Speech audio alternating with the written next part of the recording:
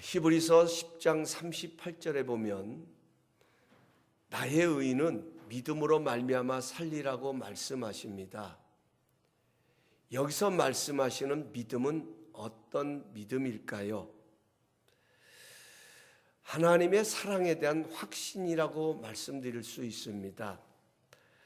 우리는 하나님의 사랑을 확신하는 만큼 우리의 믿음도 강하여지고 당당하게 이 세상을 승리하며 살아가게 됩니다. 문제는 우리의 믿음이 항상 견고한 것은 아닙니다. 우리는 예수를 믿지만 여전히 하나님의 뜻대로 살지 못하는 연약함이 있습니다. 이럴 때면 이런 나를 하나님께서 끝까지 사랑하여 주실까 의심이 들 때가 있습니다. 이런 의심은 이제 갓 예수를 믿는 사람들에게만 찾아오는 것이 아닙니다. 신앙생활을 오래 한 사람들에게도 찾아옵니다. 목사님들에게도, 아니 장로님들에게도, 권사님들에게도, 교회를 열심히 섬긴다고 하는, 봉사한다고 하는 그런 분들에게도 이런 의심이 찾아올 때가 있습니다. 오늘 성경 31절 말씀은 만일 하나님이 우리를 위하시면 누가 우리를 대적하리요라고 말합니다. 여기 누가 우리를 대적하겠느냐는 말은 우리의 삶은 영적 전쟁이며 우리를 넘어뜨리려는 대적이 있다는 말입니다. 그렇다면 우리를 넘어뜨리려는 대적은 누구일까요? 사도 바울은 에베소서 6장 12절에 자세하게 설명하고 있습니다. 우리 함께 읽어보시겠습니다. 우리 파워포인트를 보시고 한 목소리로 읽습니다. 시작. 우리의 씨름은 혈과 육을 상대하는 것이 아니요 통치자들과 권세자들과 이 어둠의 세상 주관자들과 하늘에 있는 악의 영들을 상대함이라. 아멘. 사도 바울은 우리의 대적이 어둠의 세상 주관자들과 하늘에 있는 악의 영들이라고 말합니다. 여기 어둠의 세상 주관자들은 모든 죄악을 주관하는 세력들을 일컫습니다. 하늘에 있는 악의 영이라는 것은 사탄이 부리는 모든 악한 영향력을 말하는 것입니다. 우리 사람들은 종종 그런 말을 합니다. 미안해요. 정말 내 마음은 그것이 아닌데 나도 모르게 이렇게 했다고 말합니다. 여러분 무슨 뜻입니까? 나에게 영향을 주는 것이 있다는 뜻입니다. 나를 움직이는 또 다른 것이 있다는 뜻을 말하는 것입니다. 35절에 누가 우리를 그리스도의 사랑에서 끊으리요라는 이 말은 그리스도의 사랑에서 우리를 끊으려는 자가 있다는 것입니다. 사탄의 전략은 이처럼 하나님의 사랑을 의심하게 하는 것입니다. 사도 바울은 그 상황을 35절에 너무나도 섬세하게 조목조목 잘 기록해 놓고 있습니다. 사단은 어떤 상황을 통하여서 하나님의 사랑을 의심하게 하고 하나님의 사랑에서 우리를 빼앗아 가려고 하는지 그 상황을 조목조목 설명하고 있습니다. 먼저 환난을 이야기합니다. 여기서 말하는 환난은 외부로부터 오는 각종 고난이나 박해를 말하는 것입니다. 이것은 원래 로마 시대에 그 타작마당에서 타작을 짜던 그 기계를 상징하는 것입니다. 그 밀을 땅바닥에 던져놓고 눌러대는 것처럼 우리의 삶을 짓누르는 그런 모습을 가리키는 것입니다. 곤고라고 하는 것은 좁은 장소라는 뜻으로 정신적인 고통을 말합니다. 박해는 그리스도인이 적대적인 세력으로부터 받는 핍박을 말하는 것입니다. 기근은 양식이 없어 굶주리는 것을 당하는 것을 말합니다. 적신은 옷이 없어 헐벗은 상태를 말합니다. 위험은 생명의 위험을 말합니다. 사망은 죽음에 대한 공포, 죽음에 따르는 그런 고통을 말하는 것입니다. 생명은 이 세상에 살아있는 동안에 이 세상에서 경험하고 있는 그 삶을 일컫는 것입니다. 여러분, 우리 사람은 누구나 이런 상황을 만나면 걱정합니다. 두려움이 찾아옵니다. 환난이 찾아오면 누구든지 두려움이 찾아오고 염려하게 되고 힘들어하게 되고 고통스러워하게 됩니다. 권고도 마찬가지입니다. 박해도 마찬가지입니다. 여러분, 이 세상 먹을 것이 없어서 우리는 풍족한 삶을 사는 것 같지만 지금도 저 아프리카에는 저 난민들은 무엇을 먹을까, 무엇을 입을까, 무엇을 마실까, 저들은 지금도 염려하고 걱정하고 있다는 것입니다. 여러분, 누구든지 이러한 상황을 만나면, 이러한 상황을 경험하게 되면 여러분, 하나님이 과연 나를 사랑하신가? 하나님은 과연 나를 사랑하고 계시는 것일까 하는 이런 의심이 자리 잡기도 하는 것입니다. 사도 바울도, 이러한 로마서를 기록하고 있는 사도 바울도 바로 이런 상황을 지났던 사람입니다. 하나님의 복음을 증거하다가 때아닌 억울한 누명을 뒤집어 써서 감옥에 가기도 하고 모진 매를 맞기도 하고 고민을 당해서 탈장이 될 만큼 그러한 심한 박해를 당하기도 하고 핍박을 당하기도 하였습니다. 때로는 먹을 것이 없어서 그 또한 고민하고 스스로 그것을 해결해야 되는 이런 모든 상황들을 지났던 사도 바울입니다. 그 바울이 이러한 상황을 열거하면서 38절에 이렇게 말합니다. 내가 확신하노니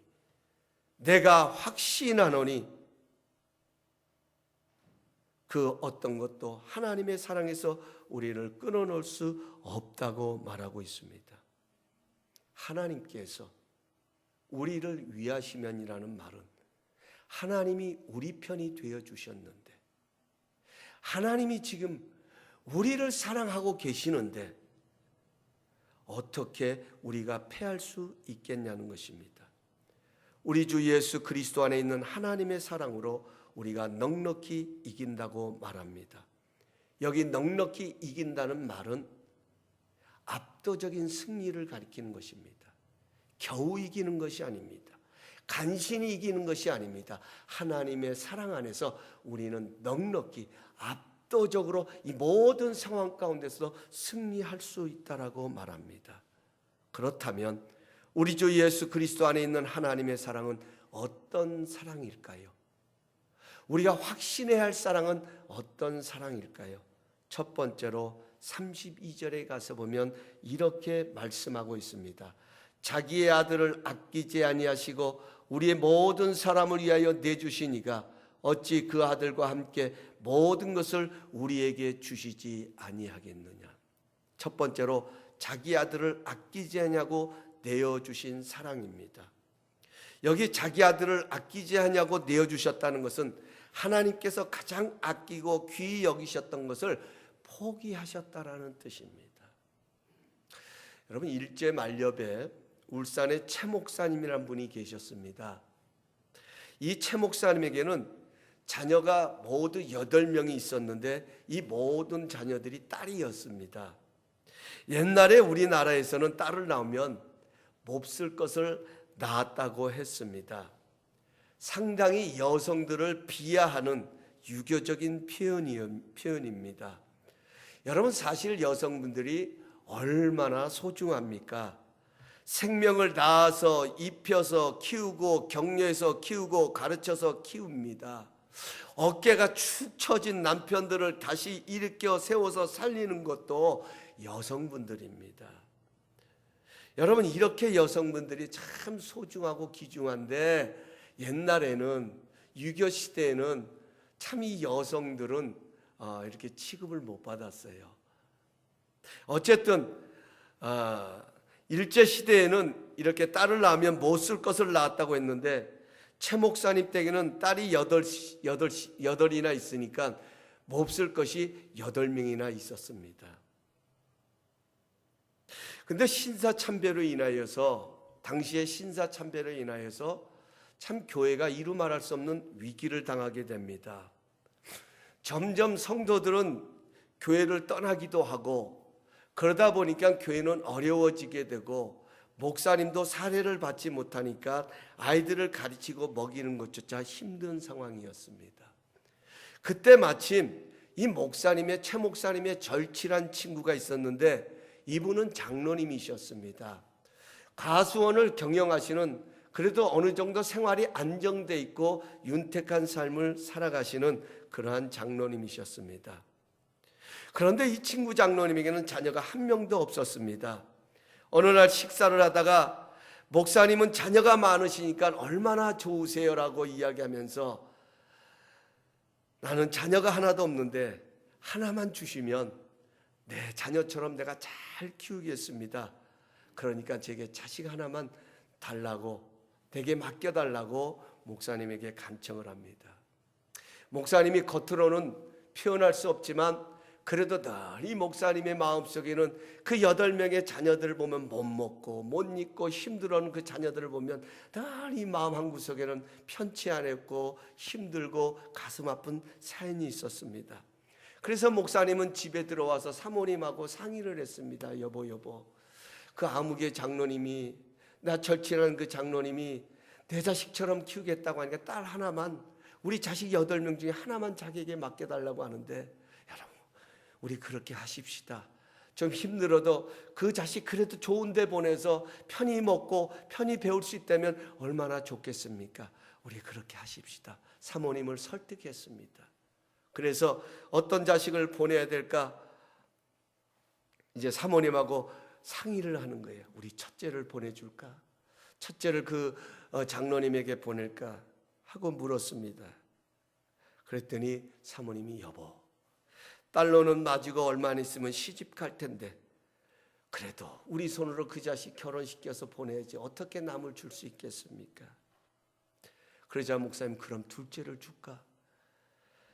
여보, 내가 찬바람을 불면 싹신이 쑤셔서 밥을 짓지도 못하고 빨래도 못하고 집안 살림을 못할 때 그래도 그 둘째가 다 모든 것을 맡아서 해주는데 나 걔 없으면 살림 못해요. 나 그 아이 없으면 살아갈 수 없어요.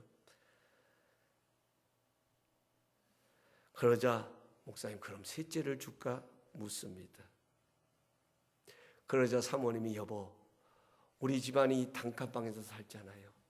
이 아이들이 여기서 난리 법석을 떨 때 그래도 셋째가 몽둥이 하나 들고 아이들 다 불러 모아서 이렇게 앉혀서 공부시키기도 하고 때로는 저렇게 해서 훈계하기도 하고 나 대신 모든 것을 잡는 군기반장인데 어떻게 저 아이를 보낼 수 있겠어요? 안 돼요. 그러자 그럼 넷째를 줄까? 사모님이 말합니다. 여보, 오늘 우리 넷째가 학교에서 성적표를 받아왔는데 모두가 수예요. 어떻게 그렇게 천재적인 딸을 줄 수 있겠어요? 그럼 다섯째를 줄까? 그러자 사모님이 얼굴이 빨개지면서 주먹주먹하면서 말을 엽니다. 그래도 8명 중에 그 아이가 나를 닮아서 제일 예쁜데 어떻게 그 딸을 남에게 줄 수 있겠어요? 그럼 6째를 줄까? 그러자 사모님, 여보, 얘는 조금만 감기 걸려도 기침을 콜록콜록 하면서 몸이 너무나도 연약한데 어떻게 이 아이를 남을 줄 수 있겠어요? 이런 자식을 너 줬다가는 무슨 소리를 들으려고 남에게 맡길 수 있겠어요? 그럼 7째를 주십시다. 그럼 7째를 주면 되겠네요. 그랬더니 사모님이 뭐라고 이야기했는데 저도 잘 모르겠습니다. 기억이 나질 않습니다. 그래서 마지막 8째를 줍시다. 그랬더니 사모님이 돌아앉으면서 못 주면 못 줬지 막내는 못 주겠습니다. 결국 몹쓸 것이 8명이나 되는데 단 한 명도 주지 못했다는 실화가 있습니다. 그런데 하나님께서는 하나밖에 없는 독생자를 우리를 위해 내어주셨다라고 말씀합니다. 언제 내어주셨습니까? 그 독생자를 언제 우리를 위하여 대신 십자가에 죽게 하셨습니까? 로마서 5장은 분명하게 말씀합니다. 우리가 아직 연약할 때에, 우리가 아직 죄인 되었을 때, 우리가 아직 원수 되었을 때에 가장 소중한 아들을 내어주셨습니다. 아직도 갖추어지지 않고 아직도 죄인 되어 있는 나를 위해 가장 소중한 것을 포기해 주셨다면 여러분, 이것처럼 소중하고 가치 있는 존재가 어디에 있겠습니까? 오늘 그 사랑을 말하잖아요. 하나밖에 없는 독생자를 아낌없이 내어주셨던 그 하나님께서 우리에게 모든 것을 주시지 아니하겠느냐. 이게 하나님의 사랑하심입니다. 여러분, 우리가 때로는 우리의 연약함을 통하여 사랑이 의심이 자리 잡을 때 우리는 이 사랑을 확신해야 합니다. 두 번째로 하나님의 사랑은 33절에 이렇게 말씀합니다. 누가 능히 하나님께서 택하신 자들을 고발하리요 의롭다 하신 이는 하나님이시니. 두 번째로 하나님의 사랑은 우리를 의롭다 여겨주시는 사랑입니다. 여기 의롭다는 말은 법적인 용어입니다. 죄가 없다고 인정해 주는 것입니다. 그런데 누가 저와 여러분을 의롭다고 인정해 주십니까? 이 목사가 아닙니다. 어떤 성도님이 아닙니다. 기도를 많이 하시는 그 어떤 분이 여러분을 의롭다고 인정해 주시는 것이 아니라 거룩하시고 의로우신 하나님이 저와 여러분을 의롭다고 인쳐주셨다라는 것입니다. 인정해 주셨다라는 것입니다. 확증해 주셨다라는 것입니다. 하나님께서 여러분과 저의 의로움을 보시고 의롭다 하신 것이 아니라 내가 믿는 예수, 십자가에서 나의 죄값을 완벽하게 치르신 아들 예수 그리스도를 보시고 우리를 의롭다고 인쳐주셨다라는 것입니다.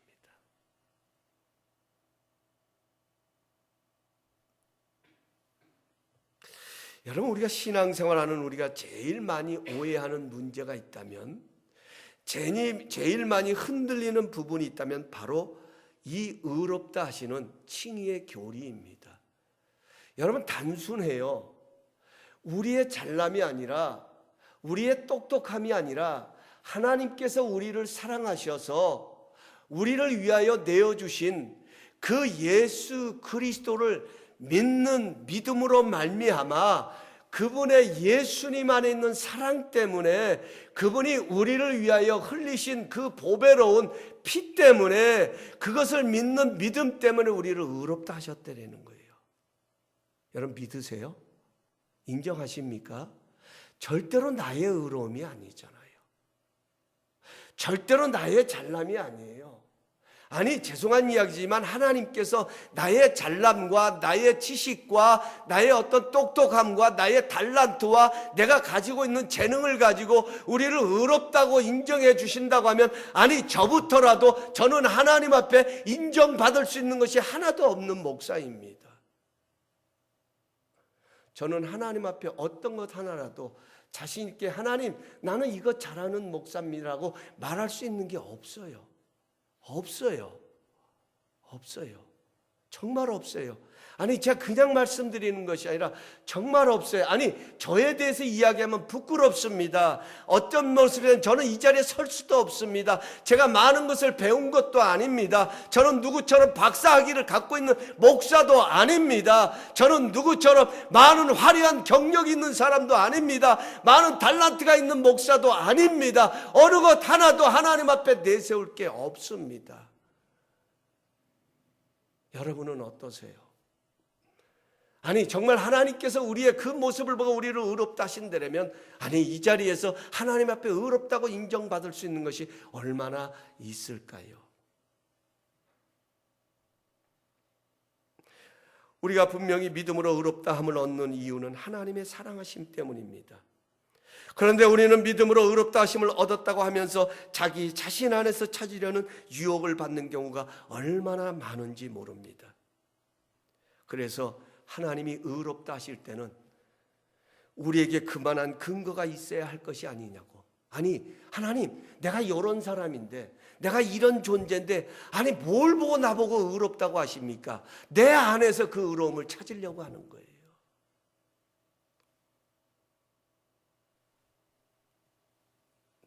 하나님께서 우리의 믿음을 보시고 의롭다고 선언하신 일방적인 판결이라는 사실을 알면서도 자신에게서 그만한 선이 보이지 아니한다는 것 때문에 용서받은 의인을 확신하기를 주저하는 경우가 너무나 많다는 것입니다. 하나님은 우리를 용서하셨더라는데 내가 나를 보면 아니 내가 용서받을 자격이 없다라고 말해요. 근데 여러분 기억하셔야 합니다. 우리는 믿음으로 의롭다 하심을 얻은 것입니다. 우리의 구원을 흔들어 놓는 사탄의 전략이 무엇인지 압니까?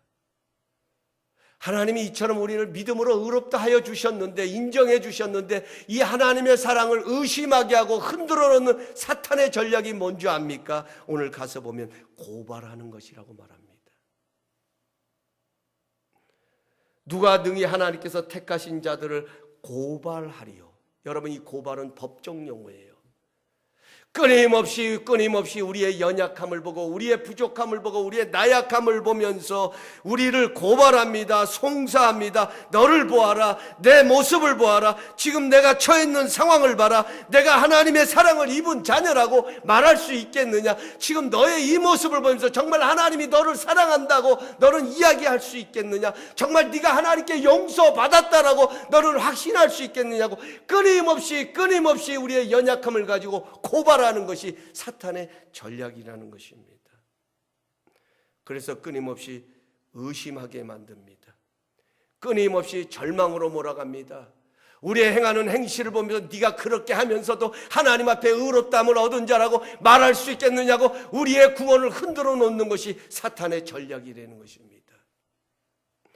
그러나 하나님께서는 뭐라고 말씀하십니다? 뭐라고 말씀하십니까? 왜 그랬니? 너 왜 그렇게 했니? 라고 묻지 않으십니다. 아니요, 하나님의 사랑을 확신하라고 말씀하고 있습니다. 내 자신에게 눈을 두지 말고 하나밖에 없는 독생자를 내어주시면서까지 우리를 사랑하시고 우리의 믿음으로 의롭다 여기시는 하나님의 사랑을 주목하라는 것입니다. 여러분, 하나님의 사랑하심을 확신하십시오. 이것이 승리의 비결입니다. 이것이 우리를 진정한 구원의 자리로, 우리를 하여금 진정한 하나님이 원하시는 그러한 승리의 자리로 우리를 인도하시는 하나님의 또 다른 은혜인 것을 믿으시기 바랍니다. 세 번째로, 예수님이 하나님 우편에서 나를 위하여 간구하시기에 그 어떤 것도 하나님의 사랑에서 끊을 수가 없다고 말합니다. 34절입니다. 누가 정죄하리요? 죽으실 뿐 아니라 다시 살아나신 이는 그리스도 예수시니 그는 하나님 우편에 계신 자요 우리를 위하여 간구하시는 자시니라.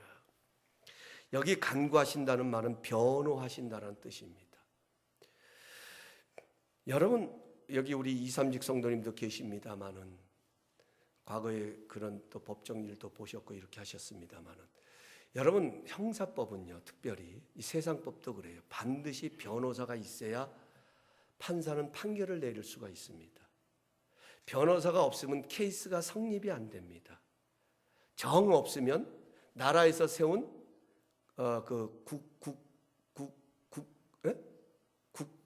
국선 변호사라도 세워서 그래야 케이스가 형성이 되고 판사가 판결을 내릴 수가 있습니다.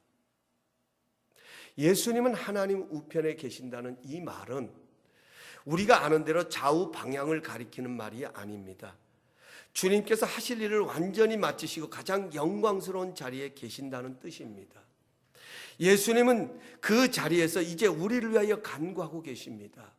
우리를 위하여 변호하고 계십니다. 우리가 실수할 때도 있고요, 우리가 넘어질 때도 있고요, 우리가 연약한 모습으로 우리의 죄 가운데 절망할 때에 사단은 끊임없이 우리를 송사합니다. 하나님께 데리고 나가 고발합니다. 마치 욥을 향하여서 하나님께 그 욥을 고발했던 것처럼 우리의 전약함을 가지고 하나님 보십시오. 저 김 목사가 저런 목사입니다. 그런데 저 사람이 정말 목사입니까? 목사라고 하나님 인정할 수 있겠습니까? 라고 말할 때 예수님께서는 하나님 보좌 우편에서 우리를 위하여 간구하십니다. 변호하십니다. 하나님 아버지, 내가 저를 위하여 모든 일을 다 이루었습니다. 저의 죄까지도 내가 담당하신 것 하나님이 아시지 않습니까? 내가 저를 사랑합니다. 나는 저를 위하여 피를 쏟아 흘렸었습니다. 이렇게 예수님께서 하나님 보좌 우편에서 우리를 위하여 간구하시는데 누가 우리를 정죄할 수 있냐는 거예요. 하나님께서는 예수님을 보실 때마다 예수님 안에 있는 여러분과 저를 바라보고 계십니다.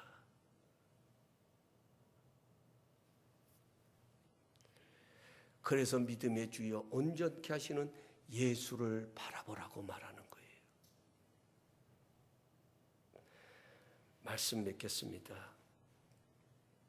오늘 말씀의 제목을 하나님의 사랑을 확신하십시오라고 정했습니다. 제가 이 말씀을 준비하면서 제 마음속에 여러분 우리가 믿음이 없는 것 아니에요. 그런데 왜 우리는 이렇게 흔들릴까 하는 것을 생각해 보게 됩니다.